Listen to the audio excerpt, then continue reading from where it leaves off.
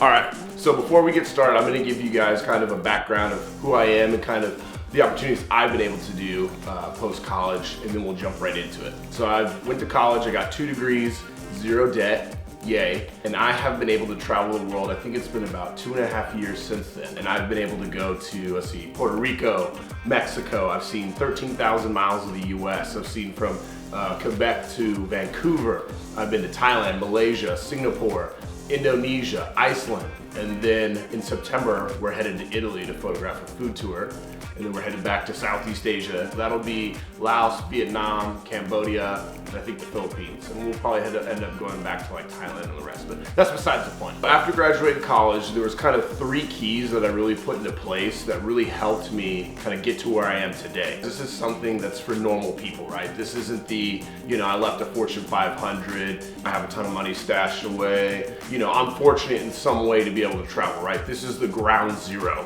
for you guys. And so the 3 keys, we have vision first, we have money, and then we have drive. So let's go ahead and hit vision first. You always hear like these stories, right? That people tell you, well, I bought a plane ticket, and I jumped on the plane and I just went for it. For most people, that's pretty much a load of baloney. Like that's just not how it works. You kind of have to have an idea of like what you're wanting to do, where you're wanting to go. Whether that's Europe, South America, Africa, Southeast Asia, East Asia, whatever it is. You need to have an idea of the destination you're wanting to go to. And also kind of have an idea of what you're wanting to do. Like, what are you wanting to get out of it, right? Obviously, you're not gonna be able to be doing a whole lot of surfing in Iceland unless you want to do surfing in cold glacier water, right? You need to have an idea of what that is. And whatever that is, you don't have to have like an exact idea of what it is, but just have a vague idea of where you want to go and what you're kind of wanting to get out of it in that country.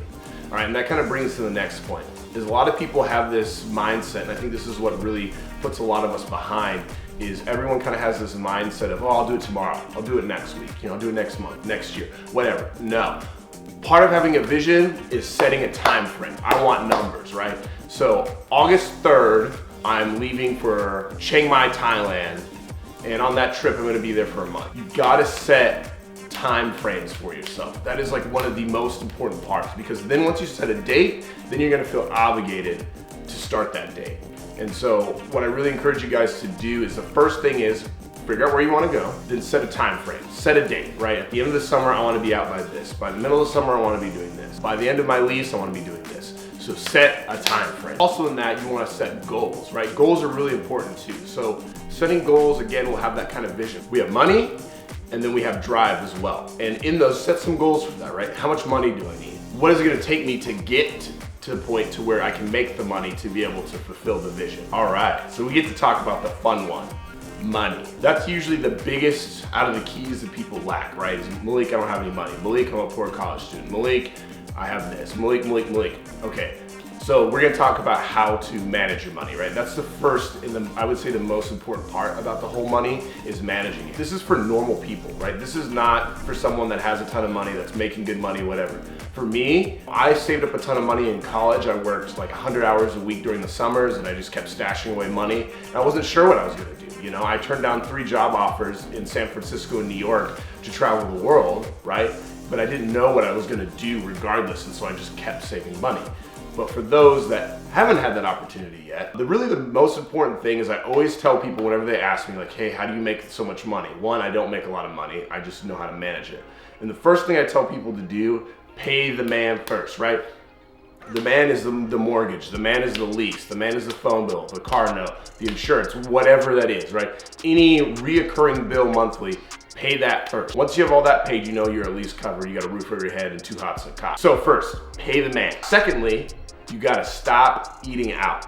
And I know for like the people that are my age, that's something that's really hard. It's part of us socializing, right? We go out for brunch on Sundays and get those mimosas, and the eggs Benedict. We go to Cane's and get that fried chicken, whatever it is. That is one of the biggest money sucker those guys. If you don't eat out, you'll be surprised at how much money you'll save. So many of my friends are like, I don't have money. And I'm like, you have money to go out to eat every night. After 3 or 4 or 5 months of that, you got a plane ticket somewhere, right? You've already started to build that. So really to hone in that money, right? And there's nothing wrong with going out here and there, but don't make it a weekly or a daily thing, right? Make it a monthly thing where you go out once or twice a month with your friends, you enjoy it, and the rest just There ain't nothing wrong with a little seared chicken breast and some steamed vegetables, you know? If it's really important to you to travel, you know, financially, you're really gonna get there. The second part, I think, is like the quintessential part of managing your money, and that is find you a side hustle or multiple incomes for those that don't know what a side hustle is. For me, I'm a professional DJ. Photography is a new journey that I've kind of just started recently, but I'm starting to make money, and I'm able to go to Italy for 2 weeks for free because of it. And then I have my job. So the job, we really focus on that. That's for paying the man, getting a little extra cash. Okay, cool. Well, Malik, my job keeps me paycheck to paycheck. Now it's time to get that second income. Whether that's a second job, everyone has a talent in some area that you can capitalize on, right? Mine's photography and DJing. You know, yours might be drawing or painting or shooting video, or I mean, literally anything. You can be a tutor. There's VIP Kid where you can, you know, tutor kids in English and you get to choose your hours. There's all these different options for multiple incomes. One of my friends always talked about how she would go to thrift stores and find name brand clothing and then resell it on Poshmark. Like, there's all different options for you guys to do. Find a second side hustle where you can keep bringing that money in. I get 3 paychecks every week to 2 weeks, depending on, you know, what business I'm getting and doing. And so I really encourage that. And for my job, what I did was I was just a server. Waiters tend to make, you know, pretty good money. And I understand that that's not necessarily a job for everybody. You know, you have to have a certain personality type, and you have social skills in a way that you can connect with people and, you know, be able to make that money. But that was a job that I had, and that's not some special career, right? That's nothing that requires a degree. I mean, it doesn't even require a high school diploma. You know, I've had friends that have traveled with me in their dishwashers at the restaurant where I'm at. So like, there's options out there, guys. And the third part of this is set money goals. And this, I think, is really hard because, you know, we want to spend that money, right? We get that extra $100, $200 or whatever, you know, treat yourself. But this is where that discipline really comes in. And I really encourage you guys to set a percentage or a set amount every pay period into that travel fund, right? That emergency fund / travel fund. And you will be shocked at how quickly, you know, that will incur, but also it doesn't have to be a large amount of money. I was shoving away tons and tons and tons of money, but also I have no debt. I don't own a car. I don't own anything, right? I've kind of set myself up to be able to do that. But for other people, that's like, well, Malik, I can only put 20 or 50. You're still working towards a goal. $50 every 2 weeks, that's $100 a month. In a year, you got a plane ticket to anywhere in the world. In another 6 months, you got 2 weeks anywhere in the world, right? And so in a year and a half's time, you've worked towards something and you have that. Set some money goals. How much can I put away? How much can I not put away? How much can I get from a side hustle to be able to put away? Right? It'd be great for you guys to have your second income, and that's just purely for travel funds. The last key is drive. And I think everyone knows the word drive, right? But I think in the way that I describe it is a little bit different. And so story time for a minute. So one of my mentors in college used to tell me all the time, and I remember I used to roll my eyes every time he told me this, but he would tell me, you always have time for what's most important. He would tell me that when I would say, oh, I don't have time for this, or, you know, I can't work that extra hour because I have this, you know, whatever. And he would tell me that, and I would roll my eyes every single time, as I'm doing right now. But after a while, you know, after like being in the real world and like experiencing things, now I really kind of understand what that means. And it's not necessarily a negative thing. You always hear why, oh, I never have enough time for this. I never have enough time to grocery shop, to hang out with this person, to work on that hobby, to do any of those things. But you do have time. It's just something's more important to you. For people my age, I never have enough time to hang out with my friends because of work, or I never have enough time to make money because I'm always hanging out with my friends. You know, if your friends are a bigger priority than you saving money to travel, then you need to figure out a way to balance that, where maybe you're hanging out a little bit less with your friends and picking up a couple more hours. And just with travel in general, you're like sitting there watching this video and you're like, you know what? I've been wanting to travel for years on top of years and I've just never found the time. Traveling may still be a passion, but there's obviously something more important to you than traveling at the time to spend that money towards that. So in that, sit down, kind of think about, okay, what is most important to me? Is it really traveling, or is it working at this job? Is it socializing with my friends? Is it being, you know, a foodie in LA? Like whatever that is, if that's not what you want that importance to be, figure out what it is important currently and let's shift that to traveling. Execute, execute, execute, execute.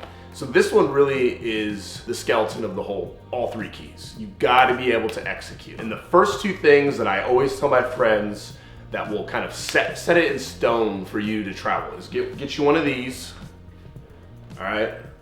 Passport. Easy enough. This day and age, you know, your driver's license just aren't working anymore. So get yourself a passport. This is one of the most powerful IDs that you can have, and in so many countries, it gives you a free visa. So you're gonna need to travel anyway, so just get it. And so the second one, right? Number 2 is buy your plane ticket early. This is what I did. So when I went to Southeast Asia for 4 months, so it was my first semester of my senior year in December, I bought my plane ticket. I didn't leave until September of the next year. So I had a solid like 8 months to be able to figure out like what I'm doing. And really what that does is it kind of just makes you feel obligated. Now I have a plane ticket to wherever I need to go. And obviously if you don't have money right now, you're gonna have to save that money. But the first step into traveling is buy that ticket as soon as you can, because then, like we talked about in Vision, now you got a time frame. September is when I'm leaving for X location. I don't have the money for it yet, but I have the ticket. Once you have that ticket, now you're gonna be like, you're in that traveling mode. In September, I gotta make this money, you know, whatever that is. And then from there, that's when you start setting those time frames. So let's just say December is when you bought your ticket. So then by May, I wanna have this amount of money. All right, by June, I wanna have this bought and this amount of money. And then by August, I wanna have whatever I need to have for the trip. I have enough money for it, let's go. Set steps, right? And what I always tell people is it doesn't matter how big the step is, as long as you're moving in a direction, that's what's most important. Thirdly is network, network, network. And this doesn't necessarily mean businesses or, you know, influencers on Instagram or that. No, network with your friends, with your family, with family friends. Bring it a little bit closer to home. When I did that 13,000 mile trip across the US and Canada, I think we stayed in like accommodations that we paid for maybe a week and a half. The rest of it was all friends, it was all family of all 3 of us. You never know, right? You never know what friend might have a friend in the country that you're going to. You might not know a friend that might have a job or a side hustle for you to be able to pick up on whatever that passion is. The worst they're gonna tell you is I have nothing for you, right? Or no. And if that's the worst, like you're not moving back, right? You're back at square one where you started. It is so important to ask around. And especially too, when you tell people that you're traveling, so many people don't do it. So many people will get so excited about it. In September, I'm leaving for Southeast Asia, wanting to save up money and wanting to do this and trying to do X, Y, Z. Now you have a reason for someone to help you, right? Now you're not just asking for help just to ask for help. Now you have a reason. And the fact that you're traveling, you will be surprised at how many people come to you with open arms with whether it's just knowledge. Maybe, you know, you're reaching out to a family friend that's lived in Thailand for, 6 years, right? And all you're really looking for is just advice on things. You never know what you're gonna get, whether it's monetary, whether it's something physical, or something just mental. Those are like the quintessential parts of drive, right? Obviously we know that drive requires hard work, dedication, discipline, blah, blah, blah, blah. That's a given. These are some things to kind of think about while you're doing that. And so lastly, ask yourself this. What do I need to travel? Maybe some of you guys are watching this and you have the money. You have thousands of dollars saved away that you've been saving for a rainy day and you're like, Malik, I just don't know how to get started. Well, you got the money, right? Which is the hardest part. Now you just got to set a vision and set that drive in motion, execute. So figure out where you want to go, what you want to do, buy the plane ticket, and then you're good to go. And some of you guys are going to be like, well, Malik, I don't have any money. Okay, but I know where I want to go. And I know I have an idea of how I can execute it. I just need the money. Find that side hustle. Put in a couple more hours at work. Find a second job, right? You guys gotta be willing to do whatever it takes, whatever it takes. That's the difference between, the influencer and the people that are just not traveling because of whatever reason. I'm super excited to be on YouTube, guys. Really the goal here is to create content that inspires people to travel, right? I want people to be able to do the things that I'm doing. And so if you guys have any questions, feel free to comment down below, DM me on Instagram at Where in the World's Malik. We'll get in some vlogs, right? Maybe some how-tos. And if you guys have any input, like I said, hit me up. Until then, guys, me and Zion are out.